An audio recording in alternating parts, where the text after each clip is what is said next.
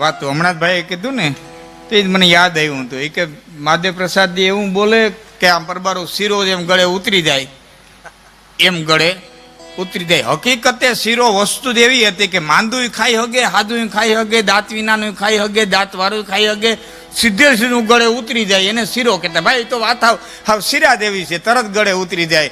હવે આ બાઈઓ એવો માલિકો નાખ્યા કાજુ બદામ ને, હવે એને ઘરે ઉતારવા કેમ? એ શીરો ચાવવાની વસ્તુ નથી, સીધો ગળે ઉતરી જવો જોઈએ. શીરાને આર્ટિફિશિયલ કરી નાખ્યો. બોલો એમાંય સુધારો લેવો. નકર શીરો એટલે શીરો, પરબારો ગળે ઉતરી જવો જોઈએ, એનું નામ શીરો. હા, એટલે સુધારો થવો જોઈએ ત્યાં થવો જોઈએ, નો થવો જોઈએ ત્યાં નો થવો જોઈએ. એટલે આપણે કંઈક આવી વાતો કરવી છે, આનંદની, ખુશીની, મોજની. શ્રાવણ મહિનો છે, ભગવાન ભોળાનાથ. હા, મેં રણ મામાની વાત કરી. મામા એક તો તમે યાદવ, સહદ કૃષ્ણ ઉપાસક, તમારો ઈષ્ટદેવ કૃષ્ણ, તમે કૃષ્ણના શરણની અંદર જ રહેનારા, અને શિવપુરાણની કથા બિહાડી એક જબરજસ્ત ક્રાંતિ કહેવાય. નકર અમુક ધર્મ એ ગોવિંદ બાપુ એવા વાડા કરી નાખ્યા હતા ને કે વૈષ્ણવો એને શિવ નો કહેવાય. બોલો, કપડું શિવ વાળવા જવું એમ ન કહેતા, ખીલાવવા જવું એમ કહેતા. કારણ કે શિવડાવા જવું એમ કે તેમાં શિવ શબ્દ આવે. બોલો, શિવને નમન નહીં કરવાનું, અહીંયા જવાનું નહીં, આવા કંઈક અંધશ્રદ્ધાઓ મૂકી દીધી. હું બહુ રાજી છું એક યાદવના દીકરાએ કૃષ્ણ ઉપાસકે શિવ કથા કરી. હા, આવું જોઈએ. ધર્મના વાડા કાઢી તો હું શિવ અને કૃષ્ણ બેને યાદ કરી લઉં, પછી મારે જે કંઈ કહેવું.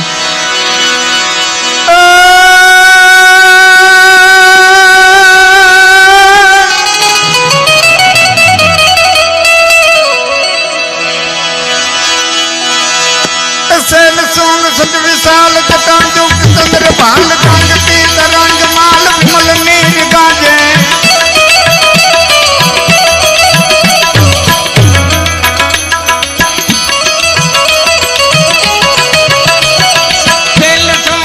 વિશાલ જટાંજુક ચંદ્ર ભાલ કાંગતી તરંગ માલ વિમલ નીર ગાજે.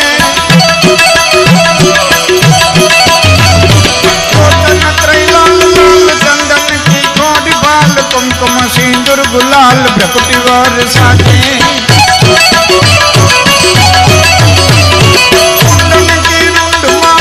चित्रा गई विशाल फटक जाल रुद्र मालो दयाल राते. बम बम बम डमर बाज नाथ वेद सरस साध शंकर महाराज जाग तांडव नाचे. भोले महाराज जाग तांडव नाचे.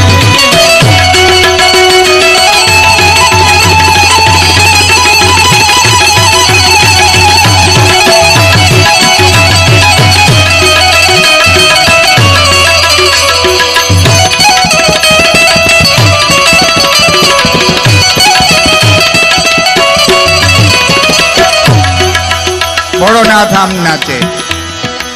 એ ભોળોનાથ જેના રાસમાં આવતો હોય, કૃષ્ણ કેમ નાચે?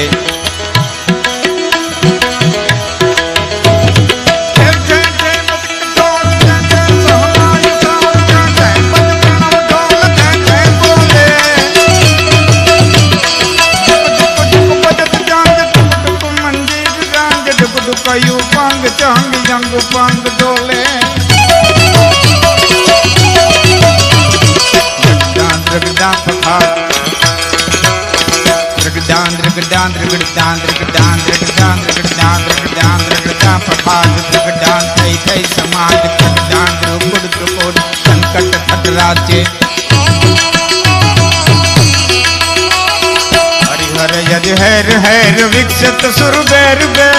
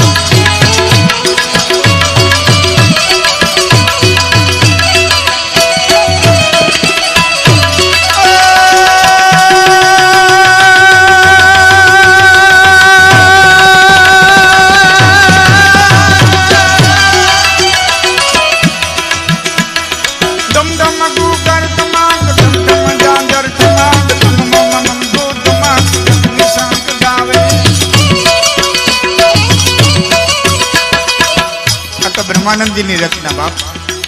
મહાત્મા બ્રહ્માનંદજી લખે ધમ ધમ ગોગર ધમા ધમ ધમ જાંગર ધમા ધમ ધમ ગોધમા નિશંક ગાવે.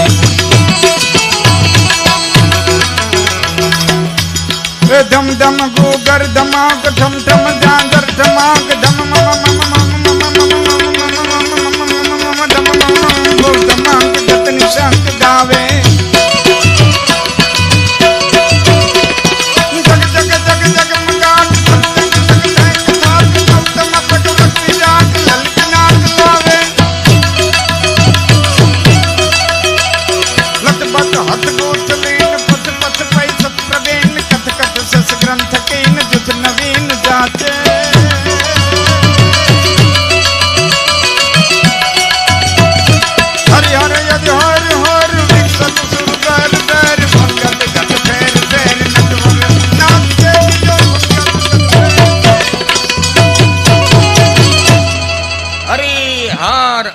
હેર હેર હરિનામ વિષ્ણુ. હેરવું એટલે આમ નીકળે જોઈને જોયું કે આમ જોઈ ને હેરું કહેવાય. આપણે ગામડામાં આમ જોતા નેવું માંડવી. હરિ કેતા વિષ્ણુ, હર કેતા શંકર, અદ કેતા બ્રહ્મા. હરિ અર હેર હેર આમ જોવે. વિકસિત સુર બેર બેર વારંવાર ચલિત થાય કે આ કોણ રમે ગોકુળના પાદરમાં. વિકસિત સુત બેર બેર અને ફનગટ ઘટ ફેર ફેર કે નટવર નાચે એવો કાળિયો ઠાકર. એના સાનિધ્યમાં ભગવાન ભોળાનાથની કથા સૌરાષ્ટ્ર સોમનાથમ ચ શૈલે મલ્લિકાર્જુન મુજન્યામ મહાકાલમ ઓમકારમમ લેશ્વર પલ્યામ વૈદ્યનાથમ ચ ડાકિન્યામ ભીમશંકરમ સેતુ બંધેતુ રામેશમ નાગેશમ દ્વારિકાવને વારાણસ્યામ તો વિશ્વસમ ત્રંબકમ ગૌતમી તટે હિમાલય તો કેદારમ કુષ્મેશમ ચ શિવાલયે એતાની જ્યોતિર્લિંગાની સાયં પ્રાત પઠે નરત સપ્ત જન્મ કૃતમ પાપમ સુરણીનો વિનશ્યતિ. આવો ભોળો, આવો દયાનો સાગર.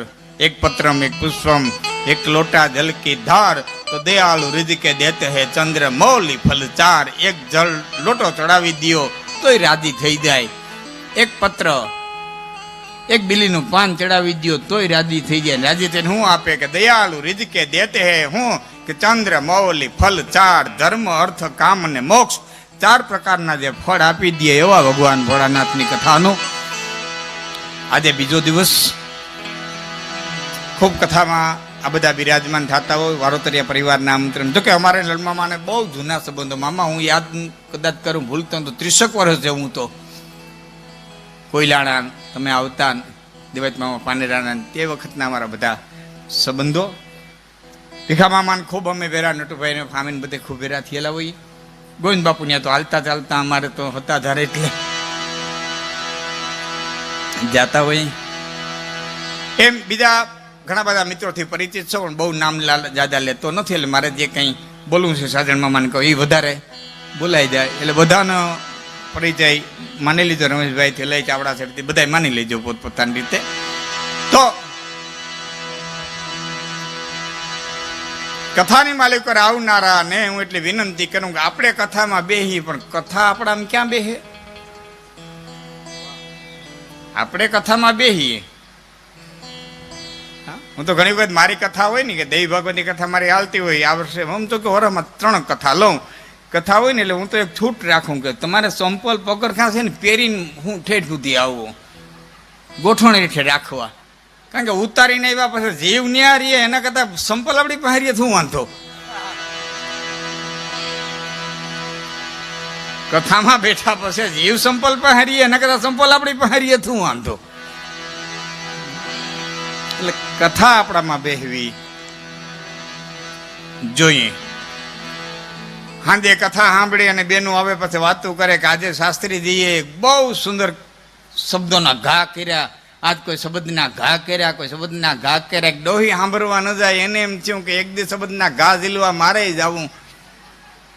મોડી મોડી આવી, છેલ્લી થાંભલીએ વારો આવ્યો, ટેકો દઈને બેઠી. કોઈ દી કથામાં ગયેલી નહીં, એમાં ઝોલે સડી ગઈ. રખડતું કોકનું બકરું આવ્યું, એ ડોહીમાં પાસે ગયો. ડોહીનું માથું નમે એટલે બકરાને છોકરાને ધીક શીખવાડ્યું હતું. ડોહીનું માથું આમ થાય એટલે બકરાને મારી ધીક કરે છે. બકરું ઉલડીને 2 હિંગડીયું મારે, વરી ઝપકી જાય, વરી પાછું માથું નમે. બકરાને માને મજા આવે. 2-3 હિંગડીઓ મારી ત્યાં આખું ઉગાડાવી નાખ્યા. ગોરુ બાપા ધીરા ઘા કરો, ધીરા ઘા કરો. હવે તો ઢીમઠા ઉપડ્યા. એને એમ કે સબદના ઘા થતા.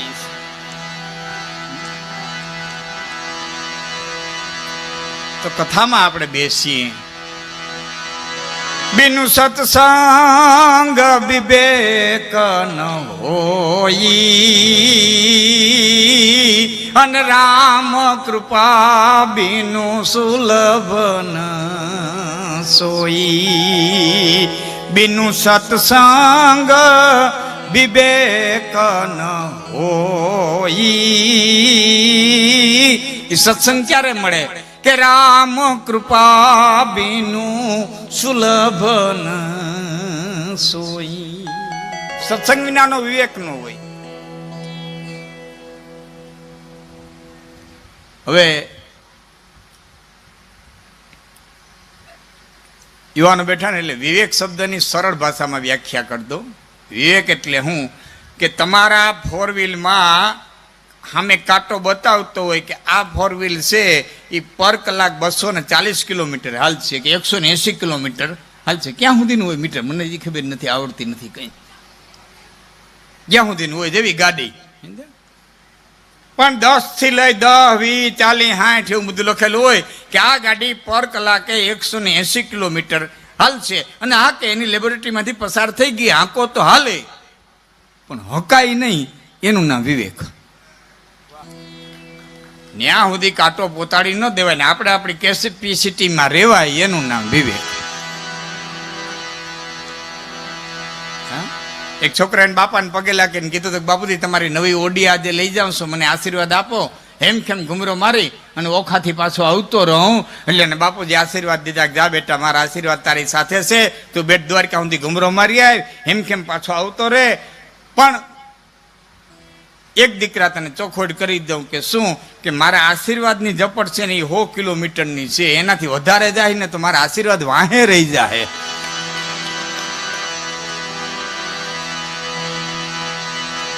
પછી તું જાણ ને તારા ભાઈ જ જાણે, મારા આશીર્વાદ પછી કાયમ આવશે નહીં. એમ દરેકે પોતાની મર્યાદા સમજી લેવી જોઈએ કે મારી મર્યાદા શું છે, મારે ક્યાં બેહવું, ક્યાં ઉઠવું, ક્યાં જાવું, ક્યાં આવવું, ક્યાં ખાવું, હું ખાવું. બસ આનું નામ વિવેક. આથી વિશેષ કાંઈ કામવાનું છે નહીં. હું કોની દીકરી, હું કોની ભાણેજ, હું કેનો ભાઈ, હું કેનો બાપ, હું કેનો કાકો, મારે ક્યાં બેહવું જોઈએ, ક્યાં ઉઠવું જોઈએ, કેની હારે બેહવું જોઈએ, હું ખાવું જોઈએ. બસ આનું નામ વિવેક. એટલે આ જીવન જીવી ગયા. આમાં કે લાંબુ કંઈ હું વાંચવાની જરૂર નથી.